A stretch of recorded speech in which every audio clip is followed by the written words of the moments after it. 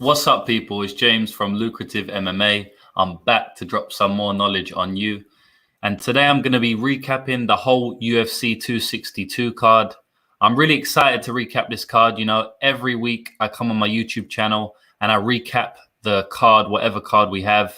Sometimes I recap the Bellator, PFL, whatever card we had. We had only one major card on this weekend, which was obviously UFC's pay-per-view, UFC 262.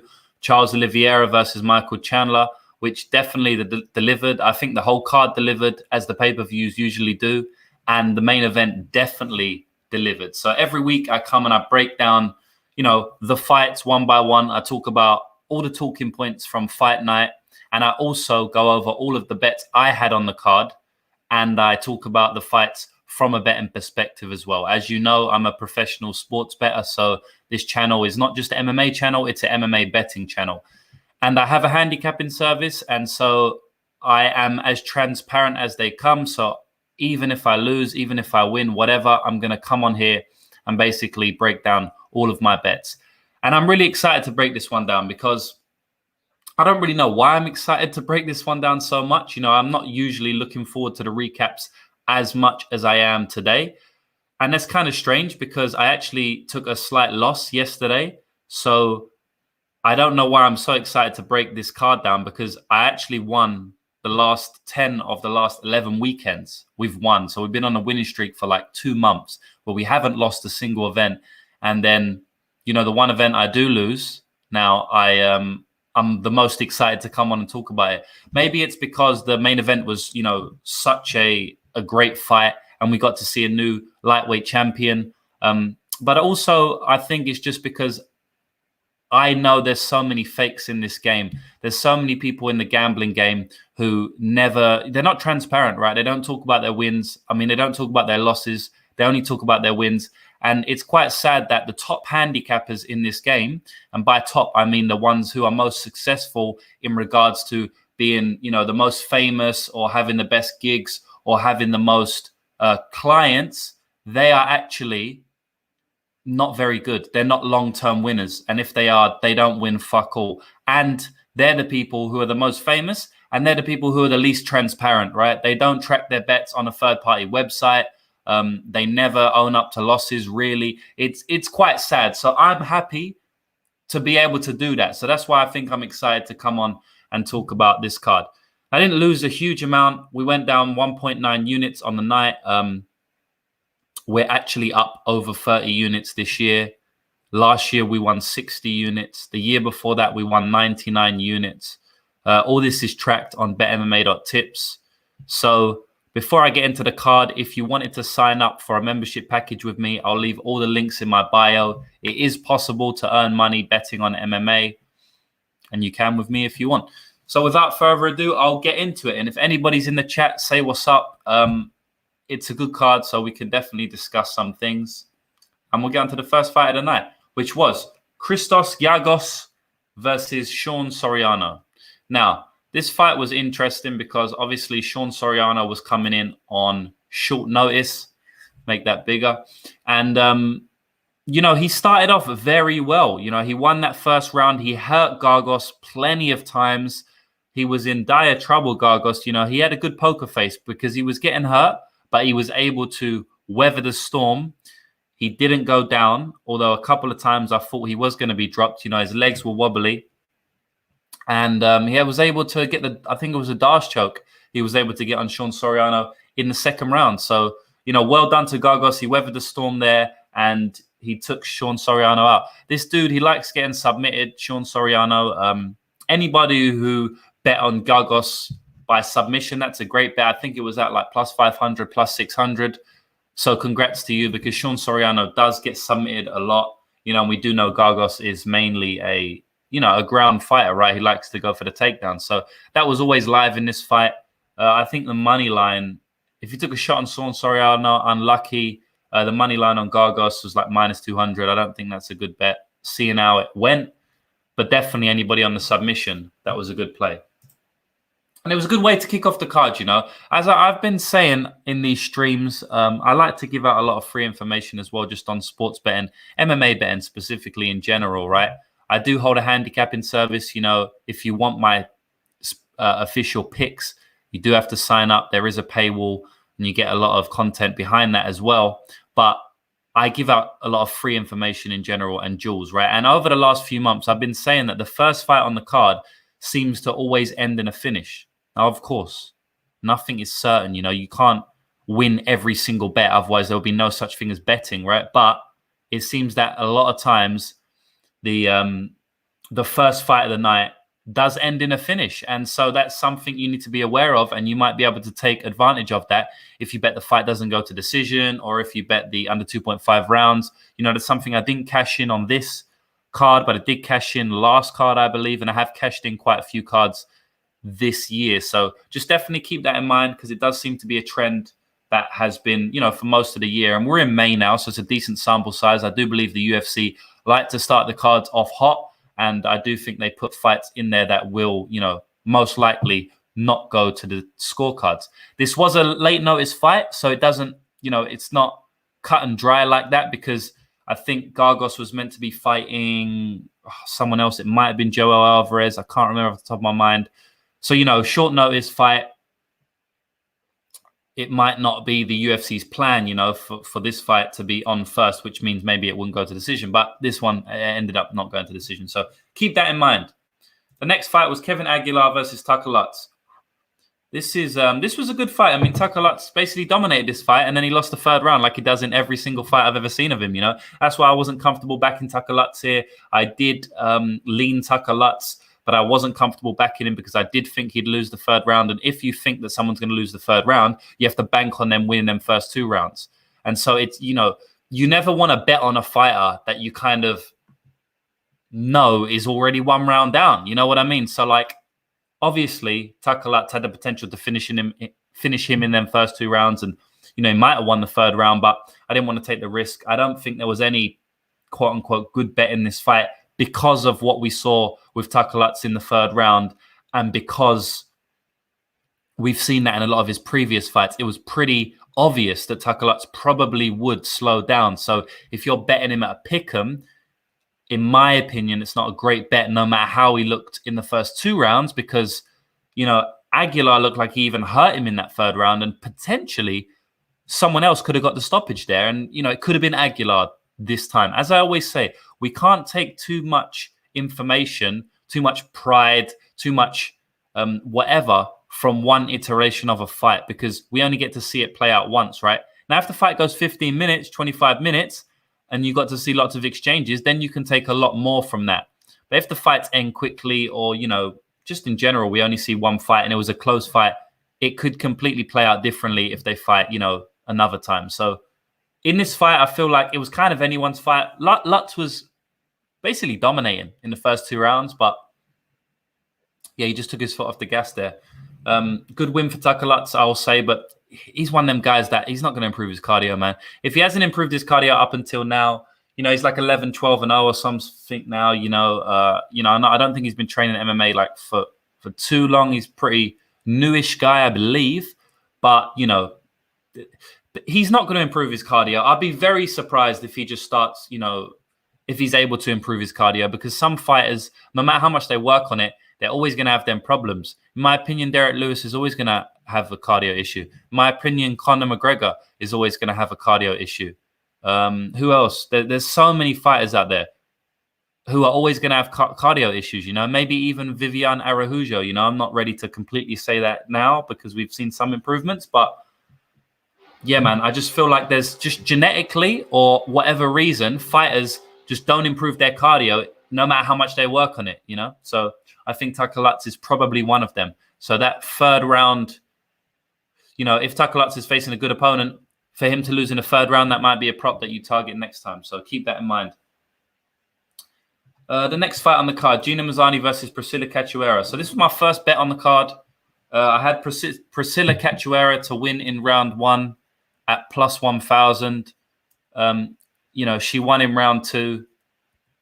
A bit annoying there. Gina Mazzani was able to get the takedowns early in round one and just basically rack up control time. So Priscilla never really had a chance. She did get back to her feet and look to hurt Gina Mazzani in that first round. But I really, just looking back on it, hindsight is 2020, right? But I'm always trying to improve. As I say, guys, I'm 100% transparent with you. I don't have like an on-screen and an off-screen persona, right? Like what you see is what you get. This is me 24/7, and I'm completely transparent. So I'm still growing in this game. I've been in the sports betting game for over 10 years. I've grown up in it, to be honest. Even when I was 4 or 5 years old, I wasn't betting, of course, but I was in the industry with my granddad, and that's another story for another day. And I probably will tell that, but I'm still learning, I'm still growing. Of course, you never want to be, you never want to get to a point where you can't learn anymore. And in my opinion, it probably was a good option to go for the Priscilla by KO or, Priscilla inside the distance instead of Priscilla in round one. Now, the price I got in round one was plus 1,000. The price by KO was like plus 500. So, it's half the price, but at least you get an extra 2 rounds. I just thought Priscilla would be most dangerous in the first round, which she obviously was, but she was still dangerous in the second round. And Gina Mazzani ended up gassing out because she offensively wrestled so hard. And that was what enabled Priscilla to get the KO. So maybe in hindsight, I should have played it, inside the distance in general, or maybe a little sprinkle on round 2. Then if she gets the round 3 KO, then, I'm not in it. So, yeah, it's just something to take away. But Gina Mazzani, I mean, I thought Priscilla could knock her out. That's why I bet on Priscilla to knock her out in the first round. But Gina Mazzani, it's no surprise, right, that Gina Mazzani, she just can't handle punches on the feet, man. She just can't handle it. And we know Priscilla, if she doesn't have much, she has power, right? And as soon as Gina Mazzani got hit a couple of times, she was fucked. She didn't want to be in there anymore. She turned her back at one point. The referee almost stopped it. She turned her back, and yeah, man, James Krause was in her corner, but it cannot help her being who she is deep down, which is someone who just doesn't deal well with that pressure on the feet. So shout out to Priscilla. She came back from adversity there. She weathered the storm, and she got Gina Mazzani out of there. And now we're going on to the prelims. That were the early prelims. And I will just hit up the chat quickly. Scumbag Woody, what's up, bro? Matthew S is saying main event was fucking awesome. I rode with Charles Oliveira the whole week and it paid off. Had him by 3rd round sub, but still happy he got it done. Well done, Matthew. That was a great fight.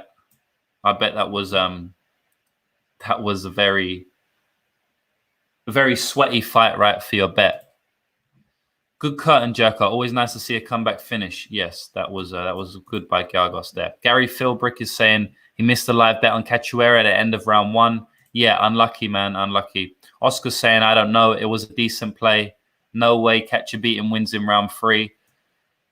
I mean, you say that, right? But look, and thanks for saying it was a decent play. It was a decent play. But look, so if you check here, right, the time she wins, I don't know if you can see this, but where my mouse is, the time she won was 4 minutes 52 of round 2. So if Gina, oh, wait, no, I'm fucking up. It was almost the exact same time. Look, let me go back on this fight, right? So Gina Mazzani, Priscilla Cachoeira. The time that Priscilla Cachoeira won was 4 minutes 51. That's strange, isn't it? 4 minutes 51, right? So if Gina Mazzani lasts 9 more seconds, it goes into the 3rd round. And it's pretty obvious that, how fucked up Gina Mazzani was. Priscilla would have won in round 3. So, that was super live there. But I do appreciate you saying the inside the distance play was, my play was decent. Yeah. UFC 09 saying they shouldn't be in the UFC. Okay. He's saying the main event under 2.5 was the bet of the night. Yeah, that was a good bet. I had that bet. I should have loaded up more on it, and I will get to that when I get to the main event. Oscar's saying, the under 2.5 was money. Yeah, man, for sure. I got that at minus 130. I think it closed like minus 210, which is crazy closing line value. He had a lot riding on the fight doesn't go the distance. Yeah, that was a lock, wasn't it? Fight doesn't go the distance. Matthew, the main event under 1.5. Yeah, it did hit. It just hit. Yeah, it just hit. What are you confused about? You're saying over-unders confused. So I'll just explain it. So if you bet let's say you bet 1.5, right? That means just 1 round and then 0.5 of a round. So that's half a round, right? So if it's 1.5, it's the first full round, 1 round, and then half of the second round. If it's 2.5 Under 2.5, that's under 2.5 rounds. So you got to get 2 full rounds and then a half. 2.5. 3.5 is 3 full rounds and then a half. 3.5. I think that's what you're saying you're confused about, right? If not, what are you confused about? All right. The next fight, Andrea Lee versus Antonina Shevchenko. So I had Andrea Lee in this fight. I had her as the underdog, which was crazy. I actually gave this out. I don't know if any of you listen to my podcast, but every week I do a weekly podcast where I give out, it's called the Lucrative MMA Betting Podcast. I thought of that name. Took me ages to figure that name. I talk about the most exciting fight on the card, the most inaccurate line on the card, and I talk about the main event, right? So the most exciting fight on the card, I said, was Edson Barboza versus Shane Burgos. Pretty clear. I think I tipped Edson Barboza to win in that fight, and I did say if Edson Barboza gets to plus 140, you should bet him. He did get to plus 140, so hopefully some of you cashed on that. I also give out the most inaccurate betting line on the card, and the most inaccurate betting line on the card, I said, was Andrea Lee. You know, she was an underdog. I didn't see why. So again, hopefully some of you cashed on that as well. I put 2 units on Andrea Lee, but I got cute with it, and I actually put 4 units on the fight goes to decision in a parlay. And obviously it didn't go to decision. Now, this is a game of inches, because if Antonina Shevchenko lasts so she lasts in that triangle for 4 minutes, right? Andrea Lee comes out there, is winning the striking exchanges in the first round. She hurts Antonina Shevchenko, but it's fairly close back and forth. Then Andrea Lee gets her in a triangle within the first minute of the second round, and she dominates her for 4 minutes. Antonina Shevchenko lasts for 4 minutes, and then with 8 seconds left, she gets armbarred, right? Well, why I say it's a game of inches, MMA betting, is because if she lasts for 8 more seconds, the fight goes into the third round, and it's highly unlikely Andrea Lee gets a third round stoppage there. It's highly unlikely they end up in a triangle again. Antonina Shevchenko is a tough girl. She lasted for 4 minutes in that triangle, and she just got tapped out in the last second. So that fight goes to decision probably 80% of the time. Probably in general, it goes to decision 80% of the time anyway. We just saw the 20% where it doesn't. But if she lasts 8 more seconds, then it's probably 95% that third round, no one gets stopped. I mean, Andrea Lee's legs would have been completely tired. It would have been a slow-paced round because Antonina would have been bust up. So, it's a game of inches, guys, And in fact, if that fight would have went to decision, all my other parlay bets cash. So I would have had actually a good winning night. Instead I lost 1.9 units. So it's just funny, how MMA is just such a game of inches. But shout out to Andrea Lee, because she looked so dominant in that fight. I mean, I didn't understand why she was the underdog. I thought the striking was fairly even, and then I thought the ground game was, just complete domination by Andrea Lee. And that's exactly what she showed, and that's why I bet on her. So we're not I think the bookies will start to understand that Antonina Shevchenko has a huge hole in her ground game now. And I do believe that we won't get lines like that on her again. Now, she's got the surname Shevchenko, so you never know. We still might be lucky. It does seem that the surname can give you, crazy odds. Nurmagomedov, they always get stupid odds. Who else? Muhammad Usman, Kamaru Usman's brother, always gets stupid odds. So hopefully the bookmakers still give us stupid odds when someone has at least a decent ground game. Like put Roxanne Modafferi in there against Antonina Shevchenko, and let me bet on Roxanne. All right, so the next fight on the card. Oh, man. This was Jordan Wright versus Jamie Pickett, man. I bet on Jamie Pickett here. And to be honest, I don't crazily regret this bet. Probably should have just stayed away, but there's money to be made on every fight, no matter how the fight goes, no matter how low level you see the fight. I max bet Rogerio de Lima last week, and people were like, "Oh, you're absolutely nuts. You're max betting one of the flakiest fighters in the UFC. Like, what the hell are you talking about?" He completely dominated 30-27, looked like he should have been minus 600-700. So I say that to say that no matter what level of fight, there's always money to be made in the fights, right? But, Jordan Wright comes out there. Jamie Pickett goes for the takedown. Jordan Wright hits him with the elbows. And Jordan Wright is very dynamic. So, he can get them elbow knockouts on the cage. He can get them flying knee knockouts.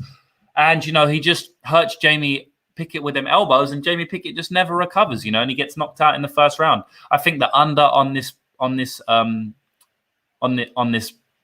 fight was a good bet. I probably should have just went for the under. I just thought Jamie Pickett, has a rock chin, and I still think he has a rock chin, even though he get knocked out. I mean, we saw he's got a fucking rock chin. I mean, he even after he took some crazy punishment with them elbows and them knees, right? And he still wasn't out. He was still fighting. Now, I do think the stoppage was a good stoppage, but he was still fighting, right? So, I mean, God, he has got a solid chin.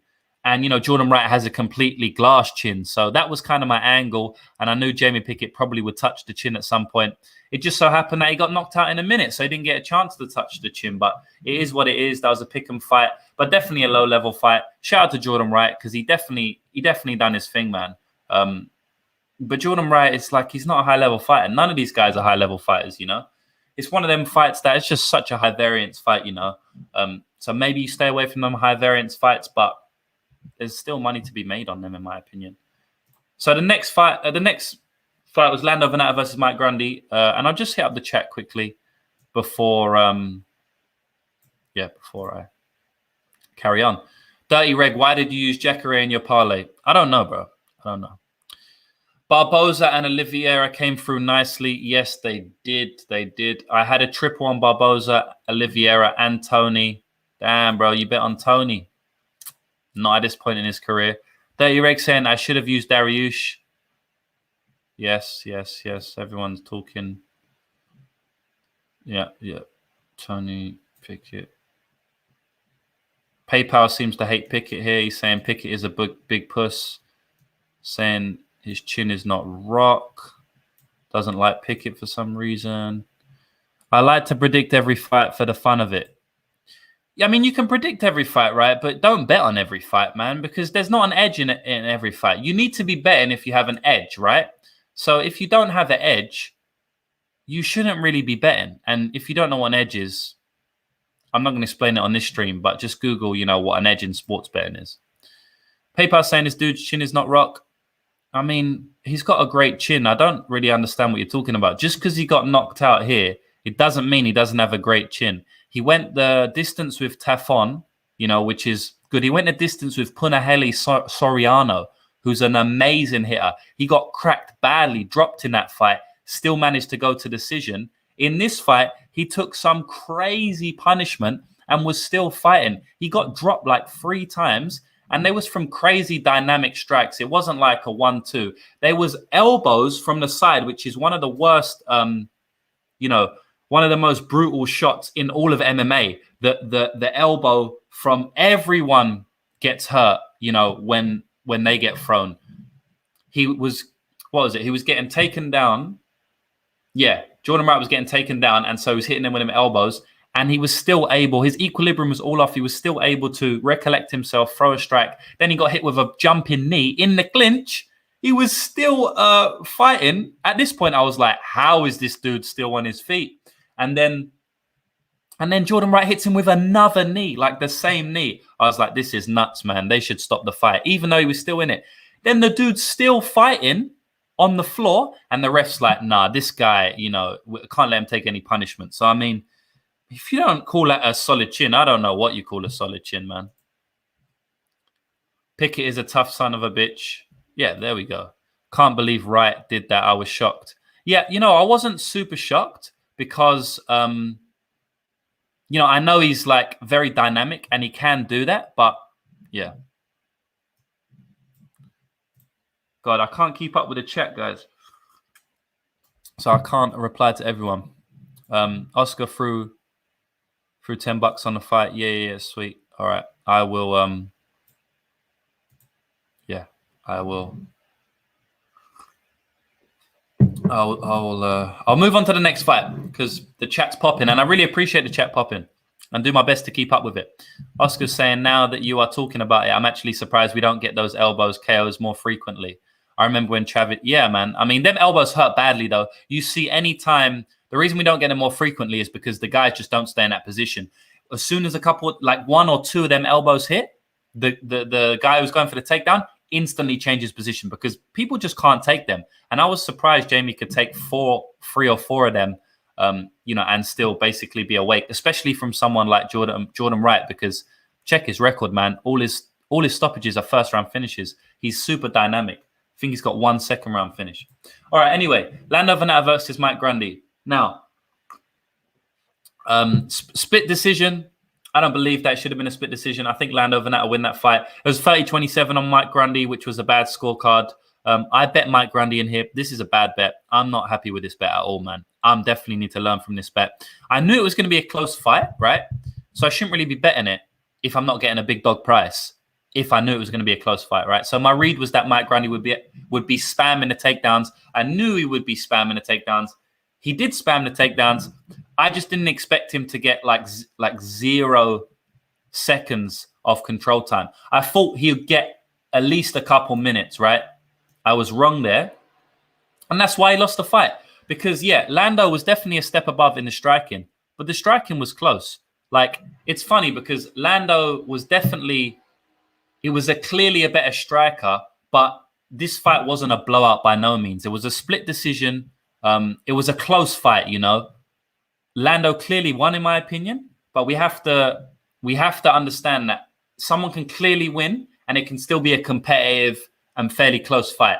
And that's what this was. And the striking was, fairly competitive. It was competitive. So I thought that because the striking would be competitive, even though I thought Lando would definitely win there, the takedowns would be able to edge it, right? Obviously, bad read because Lando just didn't look at all worried when he got taken down. He was able to Granby roll out of it and stuff. And Lando looked amazing. He looked one of the best he's looked in the fact that, his cardio, his patience, and, just his physique in general looked good. So moving down to this weight class of 145 is probably a good decision for him. He says it was one of the best weight classes, the best weight cuts he's ever had. So shout out to Lando, shout out to Venata bettors as well. Definitely a good bet there. And yeah, not much to say about that. I'm excited to see who they put both of these guys against. But yeah, both of these guys, not very high level, won't do too much in the UFC, but they will definitely be, they will definitely be in some exciting fights. PayPal is saying maybe Jamie was hurt from the first few elbows and couldn't move as a result. Yeah, that's exactly what happened. He was hurt so much from them elbows, and what happened was Jordan Wright didn't let him recover. So shout out to Jordan Wright. Oscar Ortega, clear 29-28. Grundy's wrestling doesn't translate well. Yeah, exactly. Those straights were landing, but just that. Yeah, exactly, bro. Exactly. All right, Renato Souza, Andre Muniz. This fight was interesting, man, because, if you would have said Muniz submits Jacare, Muniz is a great submission artist, so it's not like super crazy, but Jacare, I mean, you wouldn't think he got submitted. And it's funny because he didn't really get submitted. It was a technical submission. The ref stopped it. There was no tap. I don't think there was a tap, right? I'm almost certain there wasn't a tap. The ref stopped it because he heard that gunshot, which was Jacare's arm exploding, right? And it's so funny. I put a tweet out after the fight, and I just basically said that Jacare didn't give a fuck that his arm was snapped in two. He was just upset to lose the fight. He was so nonchalant about it. If you watch the replay, his arm snaps, the gunshot goes off. And by the gunshot, I mean the arm breaking. And then, he's just looking disappointed, for fuck's sake, I got submitted, man. Shit. He's just holding his arm. He don't give a fuck about his arm. And, there's that legendary story. He was rolling with one of the Gracies. Was it Hodger Gracie? I can't remember. And, they told it in the broadcast as well. And, he broke his arm. Jacare's got his arm broke and he tucked it into his belt and continued. I don't know how bad his arm was broken there. I'd like to fact check that a little bit. I haven't, completely. But I mean, from what we saw yesterday, I wouldn't be surprised. I'm sure it happened. I'm just wondering if his arm was completely snapped in half. It meant maybe not. Anyway, this time it definitely got completely snapped in half. Shout out to Muniz, man. That is a great scalp on his record. That dude can die happy now because he submitted Jacare. That is such a huge scalp on your record. That's like knocking out Francis Ngannou or something, I mean, not even, because Jacare's lineage and just history and jiu-jitsu is just crazy. It's kind of like knocking out Floyd Mayweather in boxing, you know. It's like knocking out Canelo or something. It's on that level, right? Shout out to Andre Muniz. Chris Weidman leg, you know, just breaks. Jacare's arm breaks. You know, these old dudes, their arms just breaking. You know, Cerrone, you know, he got broken. These old dudes are not doing very well these days, man. There's a changing of the guard, you know. Even Chandler is just a little bit older in his career than Charles Oliveira. I know Oliveira has been around the game in the UFC for way longer, but, you know, he was very young when he started the game. I'm not going to include that in there, though, of course. You know, these veterans seem to be losing. Even Anderson Silva, you know, recently, about a year ago, if that, got knocked out by Uriah Hall. I think it's under a year ago. These veterans seem to be losing. It's a changing of the guard in the UFC, you know. It's interesting, man. I love watching this sport play out.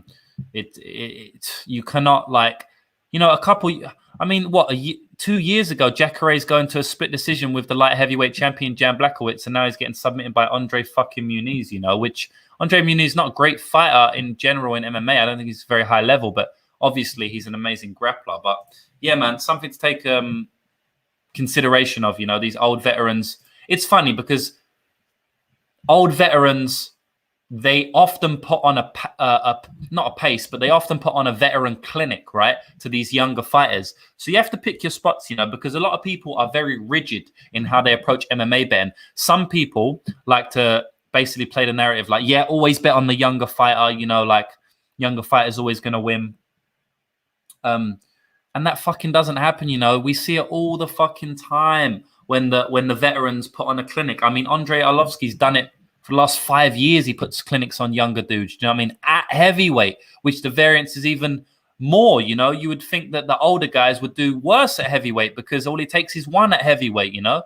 The other day, Lupita Godinez, you know, we saw a veteran clinic by Jessica Penne, you know. We saw John McDessie beat Ignacio Bahamondes. You know, we see it all the fucking time when these old veterans put on, you know, a veteran lesson. It's literally a thing named after it, the vet lesson. You know, it's so common that there's something named after it. And then on the other side, you get the people who are like, you know, who always play that angle, right? Like, yeah. We need to bet the veteran because they're going to show levels here. You know, they're going to put on a lesson. And then, as I said, you get the other side. We're like, no, we always have to bet the younger fighter. What you want to be doing is being all-rounded, so you bet both. So pick your spots, you know. There's never one size fits all. It's never like, oh, this guy's a veteran, way more experience, he's going to win, you know. But it's also never, oh, this guy's younger, way more fresher, he's going to beat this old dude up. It's just pick your spots, guys, you know. It's just pick your spots. Understand that both can happen, and then pick your spots, you know. Shane Burgos, Edson Barbosa. What's up with Shane Burgos, man? I hope that dude's all right. Just catch up with the chat real quick. Rest in peace, Jacare. Yeah, man, he might should retire now. He might should. Did you see Conor McGregor open up as a -160 favorite against Charles Oliveira? Yeah, man, I see that, but you know the market will correct that. I mean, Oliveira got the favorite in my opinion. Yeah, to be honest, I think Dustin beats Oliveira. I think Gaethje beats Oliveira. Oh, Gaethje, I feel like he could get taken down and maybe controlled. I think Dustin knocks out Charles Oliveira in my opinion. Bro, Conor McGregor could knock out Charles Oliveira. I lean that Oliveira probably would win, but you know, I don't think it's as crazy as like a lot of people are saying. I mean, 165 is crazy, definitely. But just in fact that who would win, you know, I think that I mean, we saw Charles is chinny, you know, like, I mean, I don't know about chinny, but I mean, the dude, he can get hurt, right? He almost got stopped. Literally, like, that fight happens 100 times. There's so many occasions, 40, 50 occasions where Chandler knocks the dude out, you know, and we wouldn't be having this conversation. So anyway, but I do think that Charles should be the favorite. Yeah, but guys going back and forth with each other there. So, all right, listen. So here we go. Shane Burgos versus Edson Barbosa. This fight was nuts, man. This was the most exciting fight on the card. on my podcast that I stated before the fight, of course. And then, yeah, man. And then it definitely proved to be, you know, Edson does well with pressure. I saw that in the Dan Ige fight. You know, it's funny because the style to beat Edson is pressure, but then also Edson does well against that style. Edson's just a great fighter in general. He just does well, right? And Shane Burgos wasn't at that level to beat him. I had it 2-0 Edson Barbosa going into the third round, and then he got a third round stoppage. Definitely wasn't a domination, but it was a clear win for Edson, obviously with the knockout, but even without the knockout. Now, what is interesting is that I did think Shane might be able to stop Edson Barbosa in that third round because Shane looked like he was ready to go to war in that third round. He came out super energetic, and Edson looked like, fuck, man, we got to go again. Edson was pointing down at his corner to his leg because his leg shin was cut open, bleeding. His eye was fucked up. I think that was going to be a tough round for Edson if he didn't get the knockout, in my opinion. I had Shane Burgos to win in round 3. Very small bet and I'm happy with that bet. I think my read was good, and I would make that bet if they fought again. I'd make that bet 10 times out of 10. You know, whether it cashed or not, which obviously it didn't. It was so funny because I was actually going to play Edson money line, and I said it on my podcast. You can go back and listen to my podcast that I put out before the card. I said Edson was the side here. I said Edson as an underdog was the side. I said I'm most likely going to bet on Edson as soon as I come off this podcast because I saw where the line was going. I ended up passing. I didn't bet on it. I was also going to bet Edson round 3, which is crazy because obviously it happened. One thing I do want to talk about in this fight is Shane Burgos, you know, his health, because that was a very, very bad knockout. You know, it was a delayed knockout. His legs just completely went out from under him. And, you know, I just feel like I've seen stuff like that happen. Not exactly like that, but I've seen people get knocked out and then they're completely fine after. And then they have, you know, they go in a coma later. I remember Chris Eubank Jr. versus Nick Blackwell. You know, Nick Blackwell got stopped by the referee. He actually didn't, you know, get knocked out, but the referee stopped the fight and he was completely fine after. You know, he was, you know, walking around, whatever. And then later that night, he actually went into a coma and, you know, he almost died. And so, you know, I was very worried, you know, and they was letting Shane Burgos walk around the octagon. I was thinking instantly, take this guy to the A&E, you know, accident emergency, ER, emergency room, because I was just very upset. You know, I was very worried about Shane. Now, Shane did put out that he was fine, but he said he was waiting for a CT scan and he felt fine. So you don't know if you're fucking fine if you haven't had a scan, right? So I actually haven't checked this morning. I'm in New Zealand, so it's morning for me. I haven't checked if Edson. I haven't checked if Edson. Sorry, I haven't checked if Burgos is, you know, got his results back from the scan. I'd be interested to see if there was any like bleeding on the brain or anything like that. I'm just so hopeful it wasn't. I don't think it was. I think I would have heard that breaking news. But what a great fight, man. And then we move on to Chookagian versus Araujo. This is another one that pissed me off because I was so close to betting Chookagian.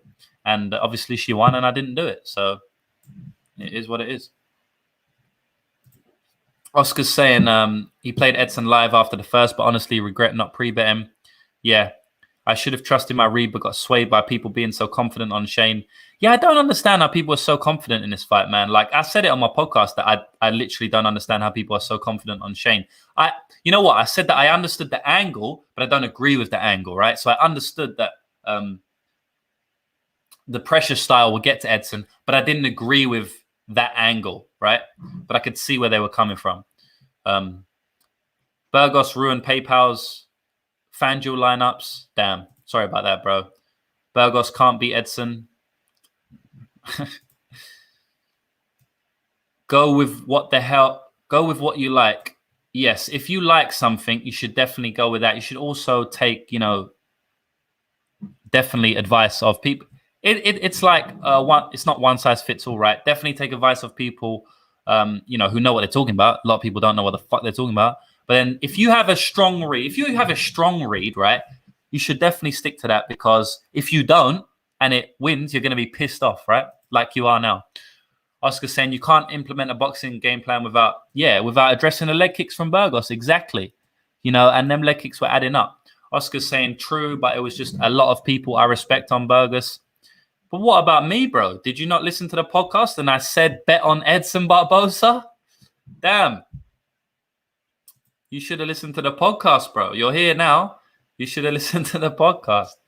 Anyway, the next fight we got is Katlyn Chookagian versus Viviane Araujo. So this fight was it was a decent fight. To be honest, I didn't pay too much attention to this fight. So I know a lot of people were screaming robbery. Guys, please let me know in the chat now. And if you had a bet on this fight, please tell me that you had a bet, because you know, you can't really listen to someone too much that had a bet on the fight unless you know the person and you know that how, you know, they're truly honest. You know, someone like Z, right? Rockstar Z, Z's MMA.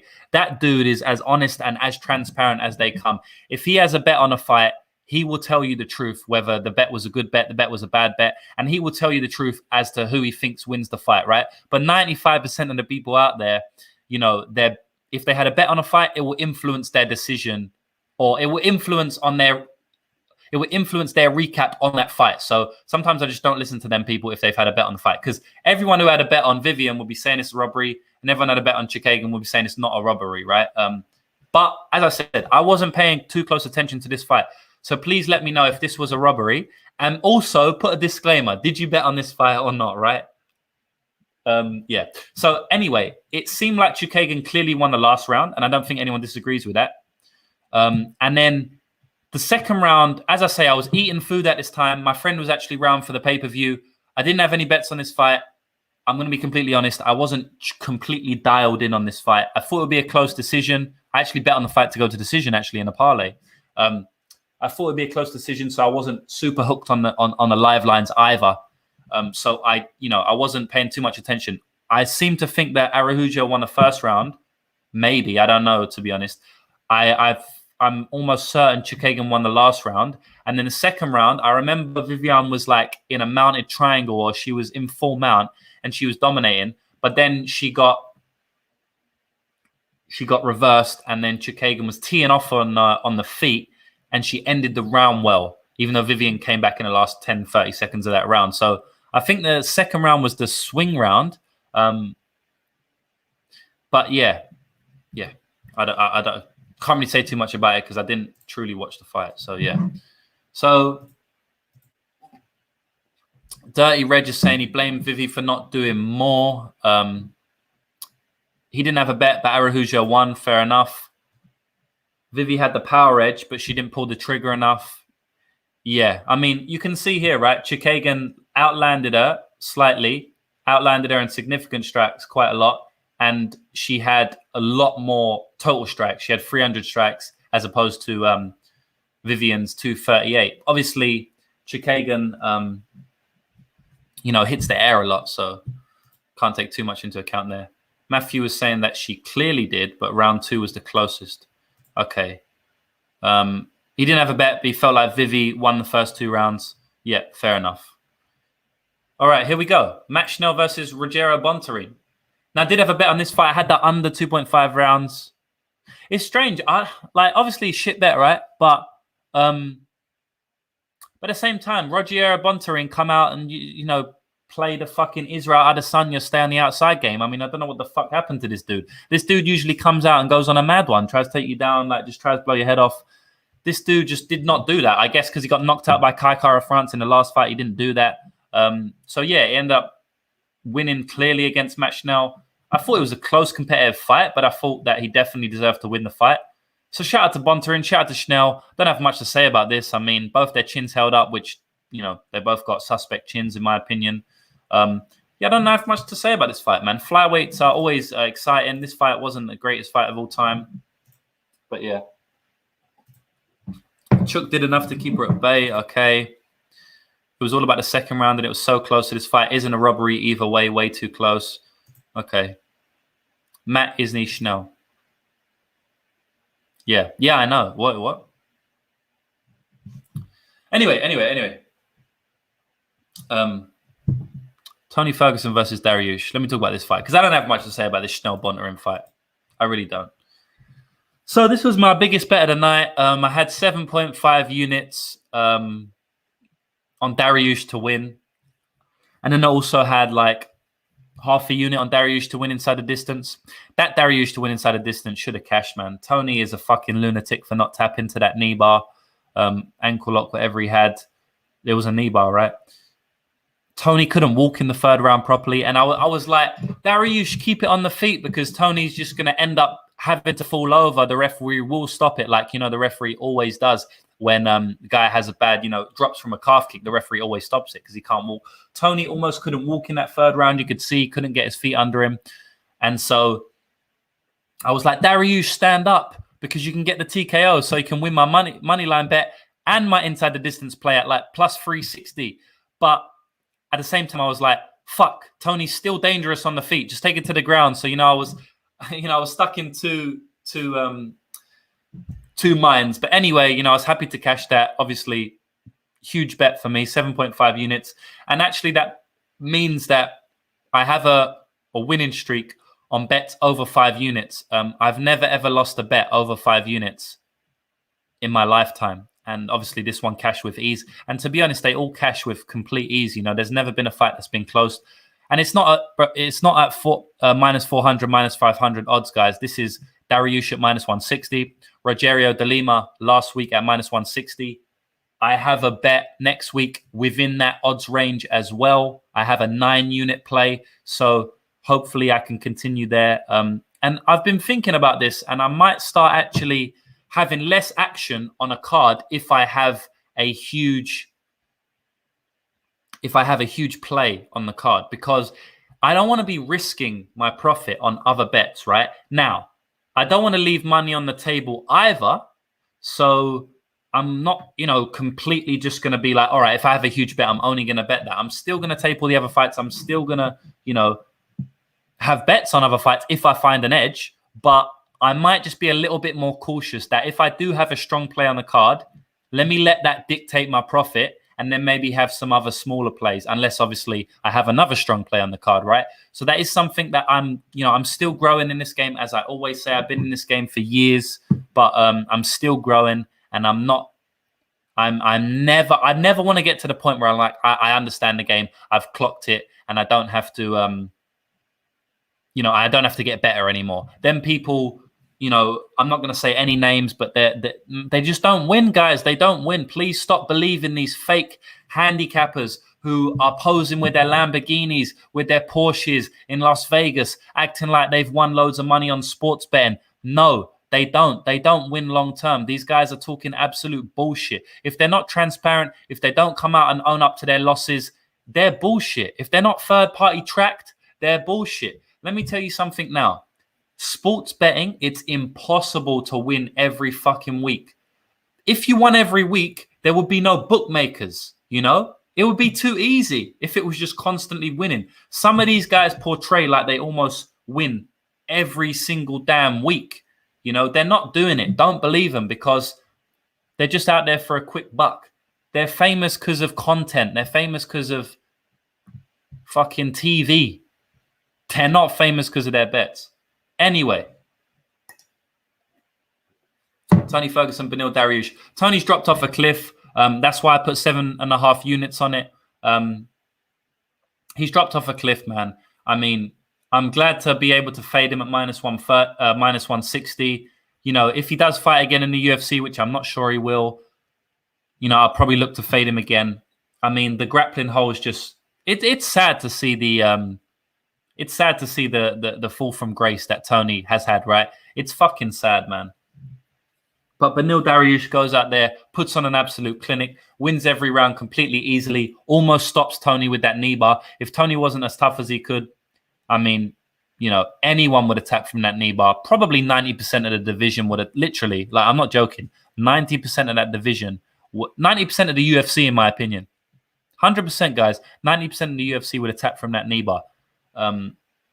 Tony might be fucked up, man. Tony might have to have some bad surgery. Tony might be done from that injury, let alone his fall from grace, let alone father time. He might be done from that injury if he has a bad injury. Hoping he didn't tear anything major, hoping no ligament is completely damaged. The ACL's there, the LCL, MCL, lateral collateral, like fucking meniscus could be torn, like that shit takes a long time to heal. So yeah, man. I mean, hopefully Tony's not done in regards to his injury, but I think he is done in terms of any decent competition in the lightweight division. Shout out to Benil. He's going to move up to like 5th in the lightweight division now. He's gonna get a good fight next. I can't wait to see him fight someone next. I don't know who they're going to give him. They should give him someone solid, man. They should give him like a Chandler. They should give him like a Gaethje. They should give him like a McGregor, a Poirier. Seriously, give him someone like that. Give him someone like that, because there's going to be one odd one out, right? You got Charles Oliveira, got Michael Chandler, you got you can even throw Gregor Gillespie up there, but I feel like Benil deserves higher than Gregor Gillespie. Give him one of them top names. And I'll just catch up with the chat quickly before I jump on to the main event, which is a great. All right. So first of all, sharp, easy money for me. Yeah, easy money for me. What the hell is a unit? That's all I hear on this talks. Speak to me in dollars and cents. Man, I'm a professional sports bettor. I'm not just someone who gambles for fun. I don't speak in dollars and cents. I'll explain what a unit is in a minute. Had bet Benny Dariush by decision plus 140. Well done. Good cash, my bro. Oscar was hoping for a live bet on Tony after attacks in first round for Benny. Nah, man. That was never coming. Benil cardio held up nicely. Tony didn't make him work as much as Ferreira did. I mean, he made him work, bro. Like, he did not stop on bottom, to be honest. But he's just the division has passed him by. Like you said, yeah, man. He's just too old now. Dirty Reg wants a unit. Okay, it seems someone has explained the unit. Talking amongst yourselves. Yeah, all right. Yeah, so Gaethje and Chandler sleep Benny. Yeah, probably. I'll have to do research, but could be. Dariush is chinny. Yeah, he is. Dirty Reg, he didn't blow me away. He was just better than Tony. Okay. MMA Outsider saying they made unanimous decision plus 190, but decision plus 125. Yeah, they can fuck off. So stupid, eh? Like, what the hell? Well done for taking advantage of that, man. I mean, take advantage of that all day. What, was it going to be a split decision? I mean, if he's going to win a decision, likely he's going to dominate. I mean, I thought he was going to dominate, right? That's why I put 7.5 units on him, one of my biggest bets ever. But yeah, I mean, if you can take advantage on them props like that, that's ridiculous, right? It just doesn't make sense in my opinion. But when you're in Texas, you bet the unanimous, because that shit will burn you one day. Trust me. I remember, people saying that they had unanimous decision for RDA against fucking Paul Felder. So, imagine that. RDA Paul Felder was maybe more of a domination than Benil Tony. Like, I mean, or maybe not, but it was virtually the same. And they gave that a split, which is just nuts. So be careful with that, especially if you're in Texas and Houston, like where we was. The judging is very bad. And so, you could get burnt. So just be careful, but definitely well done for cashing. All right, Oliveira versus Michael Chandler. Man, what a fight. A game of inches, Michael Chandler was this close to becoming, this close, guys, this close to becoming the UFC lightweight champion, right? On another day, he doesn't follow Charles into his guard, and he probably gets the KO. Now, one thing I will say about this is that Michael Chandler, I believe he shouldn't have followed Charles into his guard, but I was having a discussion with someone on Twitter, and I was saying that it's not always, because he was basically saying that why do the fighters always follow the fighters into guard when they have them hurt? They should let them stand up. The thing about that is there's a huge portion or a percentage of the time where the fighter hurts the other fighter. He does follow him into guard, or at least on top of him, some sort of guard, half guard, and then he gets the KO. But the thing is, you don't remember that. No one talks about that because it's just a TKO win, right? So you wouldn't mention it. Why would you? But the time where he almost finishes him, follows him into guard, and then he doesn't finish him, then all you think about is, fuck, he shouldn't have followed him into guard. But, as I say, there's multiple times when you do follow him into guard and you do get the stoppage. So that's something to be aware of. Your mind doesn't remember them times, and then you could instantly make the assumption that, yeah, you should never follow the fighter into guard, which a lot of people does say, right? Like, why do they do that? But if Chandler follows him into guard 100 times, he probably knocks him out from guard 50 times, right? But maybe we just saw the one time he didn't. That's why it's very important to not take too much of one iteration of a fight. Now, on this specific circumstance, I will say that I do believe that Chandler should have backed out because of how good Charles Oliveira is from bottom, right? He's so good at tying people up. He's one of the best fighters from his back in the UFC. So in this specific circumstance, I do believe he should have probably let him back up again. Maybe that won't haunt him for a while, Michael Chandler. And yeah, man, so Oliveira weathers the storm. Well, in fact, Chandler weathers the storm initially, right? Because Chandler got his back taken. He gave his back, and I was like, no. And Joe Rogan said it exact same time as me. I was like, no. And Joe was like, no, because, we were saying no because Chandler gave his back up when he got taken down. It was funny because Chandler hurt him on the feet, and Charles kind of went for a panic takedown because he was hurt. Got Chandler down, and Chandler gave his back to get back up. Charles sinked in the hooks, jumped on his back, and I was like, damn, it could be over. Charles is amazing from the back. Chandler actually slams him, goes deeper into the body triangle. Now I'm like, damn, it definitely could be over now. But obviously Chandler is a strong wrestler. He does this a lot. He turned into Charles's guard, ended up pounding away, stood up. Then he hurts Charles badly on the feet. Then we know what happened there. Almost finishes him, ends up going to the second round. And then Charles Oliveira comes out in that second round, instantly sits Michael Chandler down with a short left hook, and Chandler just couldn't recover, Chandler's chin isn't the best. Oliveira's chin isn't the best. That's why I played under 2.5 rounds. Now, a regret I had on this, even though my bet won, I regretted not going higher on this, right? So I did play that under 2.5 rounds, but I should have went a lot higher on this, right? I was extremely confident in this. And, I was almost as confident in this bet as my Dariush play. There I go putting 7.5 units on Dariush and only 1.3 units on the under 2.5. Just doesn't make sense. Lesson learned for me, and I'll learn that moving on. And I love this card because it taught me quite a few lessons. Now, I had a very, very, a pretty small loss on the night, minus 1.9, but it taught me a lot of lessons. So I'm actually extremely happy to, have been taught these lessons on the card. And obviously, I've probably been taught these lessons before, but you always need to get them reiterated, right? Otherwise, you just go back to your old ways. So I'm going to start putting more money on them totals if I have a strong read, which I did in this fight. I had a strong read in the Jiri Prochazka versus Dominic Reyes fight a couple of weeks ago, under 2.5 rounds. I played the same. Now, I put 2.5 units on that. I should have went up and played 6-7 units on that. Now, with unders, with totals, you can put a lot of units on the line, right? You won't get, it's not like fucking round 3. You might not be able to put like 10 grand on a round 3 prop, but you can get it on the totals and the money line. So, I should have played that. Anyway, shout out to Charles, man. He's got that short boxing. And as I said, one of the most important, and I check my Twitter. I tweeted this before the fight, right? Go and check my Twitter right now. Nothing I say isn't documented.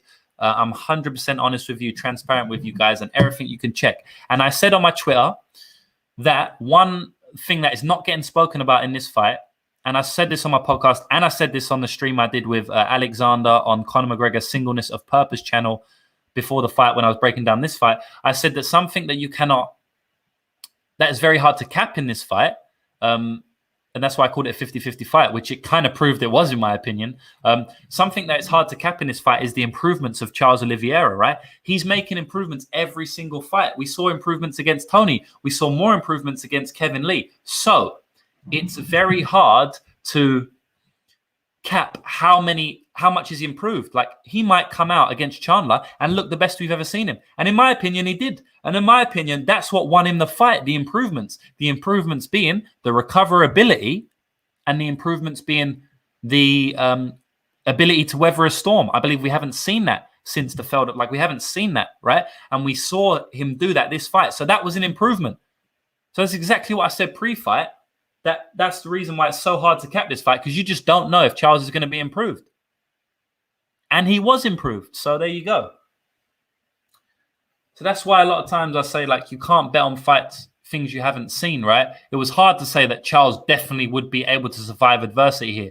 Now, I know everyone who had a bet on Charles is going to be screaming from the hilltops that they're, you know, the next Messiah, and they was amazing for betting that bet. But the truth of the matter, if you actually look at it objectively and you be honest with yourself, Oliveira almost got knocked out there. It was super close, but he was able to withstand the adversity. Now, in my opinion, it's impossible to know that he was going to withstand that adversity. We've never seen it before. Not that type of adversity. In fact, when we've seen that type of adversity, he's got stopped. He's either tapped out or he's quit. So you can't judge that improvement, right? Now, if you want to say that you thought Charles Oliveira will be better on the feet and knock him out, yeah, all good. But you just can't. Now we've seen him, you know, face adversity. Now we can be betting with more jurisdiction. We can be betting with more, I don't know what the word is, but more, you know, like you can give more credence to him being durable and being able to weather a storm. But before the fight, we couldn't really see it. So I had the under 2.5 rounds, 1.3 units, and I had 1 unit on Michael Chandler at plus 110. I broke even on this fight. So it was nothing, you know, I didn't lose any money, didn't win any money. And that was it. Yeah, man. I mean, such a good fight. Shout out to Charles Oliveira. He showed so much in that fight. Very, very proud of him. Very, very happy for him. Unhappy for Chandler because Chandler, obviously, so close, but also he took the loss so well. You know, he stayed in the octagon. He said he's going to be back. He gave all props to Charles, never made any excuses. Even when he said that he had hurt Charles, he still didn't really make excuses for it. He gave Charles credit. He said Charles was good, that he was able to tie him up in the guard and stuff. So Michael Chandler, I mean, I'm definitely a huge fan I'm definitely a huge fan. I've been talking for way too long now, guys. I'm about to get off here, but yeah, I was saying I've been I'm a fan now of Michael Chandler. That's what I'm trying to fucking say. I'm a fan. Action-packed fight. Had a blast. Oliveira is a humble dude and come a long way. Yeah, man. Great fight. Under hit him. That under was always going to hit, man. Oscar thought it was a matter of time when he had Mike's back. Same, man. Mike done so well to overcome that adversity. I really didn't think he'd be able to. I literally thought it was over. When he had his back, I was like, yeah, Mike's done. And then when he jumped back and he went deeper into the body triangle, I was like, Mike's done, man. And for him to, like, you know, flip, it was good. MMA Outsider is saying, sorry, this isn't about a particular fight, but what do you think about double chance bets? Gargos by submission decision. Okay, I think that there can be crazy value. Like if you get a Derek Lewis fight, right? You can bet on Derek Lewis KO or decision for like plus 100, and then Derek Lewis inside the distance is like minus 150. Well, is Derek Lewis really going to go out there and sub you? No, or not? Probably not, right? So you can definitely get a lot of value on them. That's what I think about them. MMA Outsider also played the under 3.5 at minus 210. Well done. But you regretted not taking the under 2.5. Yeah, and the under 1.5 cashed as well. I don't think the extra round was worth the 70 points. Yeah, I agree. That's why I played the under 2.5 and not the under 3.5. But, I mean, you still cash, bro, so don't be too hard on yourself. Matthew saying Chandler gets knocked the fuck out again. Guy is the hammer until he's the nail. Don't completely agree with that because I will say, like, he definitely, you know, can be knocked out. I will say that, you know, the best submission fighter in UFC history, the fighter with the most submissions in UFC history, had the back, which is his favorite move on Chandler, and Chandler was able to escape from that. He stayed very calm. So, you know, he was the nail there and he was able to escape. And obviously, if you go back to his Eddie Alvarez fights, you know, he definitely overcame crazy adversity in them fights. I mean, they're wars. So I don't necessarily agree with that. I do think that he can be knocked out. He can be hurt. I knew that before the fight anyway. So, you know, that is one angle. But, you know, I don't mind Chandler, man. Give Chandler some credit, man. You know, he did well. Gary hit that Oliveira by TKO. Well done, bro. Matthew is asking if I'm English or Australian. I'm English. I'm not Australian, mate. This is Australian accent. That's probably a terrible accent. But anyway, I'm from England, mate. I'm from England. I live in New Zealand. Yes, I live in New Zealand, but I'm from England. John Giovinazzo. No, Giovinazzo. What a cool name, bro. Thanks for being here. I don't think I've seen you here before, so thank you for being here. Sharp guy. Appreciate that. Always enjoy your podcast. The free talking points is a great format. Yes, and I will keep that going every single week. I promise. And man, them most inaccurate line, them shits is cashing, you know, often. We're cashing plus 200s. We're cashing plus 100s. We're cashing minus 160s, you know. I'm not giving no minus 400s that should be minus 1,000. You know, I'm giving like solid bets. So, you know, we've lost a couple. Rodrigo Vargas, we had plus 200. But anyway, that's going to be it, guys. I've broke down the whole card. Exciting to talk about that. As I always say, guys, I'm the most transparent guy in the industry. You know, there are a couple other transparent guys out there, but transparent guys doing it at my level, you know, winning consistently year on year, making real money. There's not that many of us out there. So, yeah, if you want to join my handicapping service, now is a great time because next week I have a 9-unit bet. And as I said, I'm undefeated on these plays. You'll get all of my sports betting training courses. You'll get access to me. You know, you can speak to me one-on-one.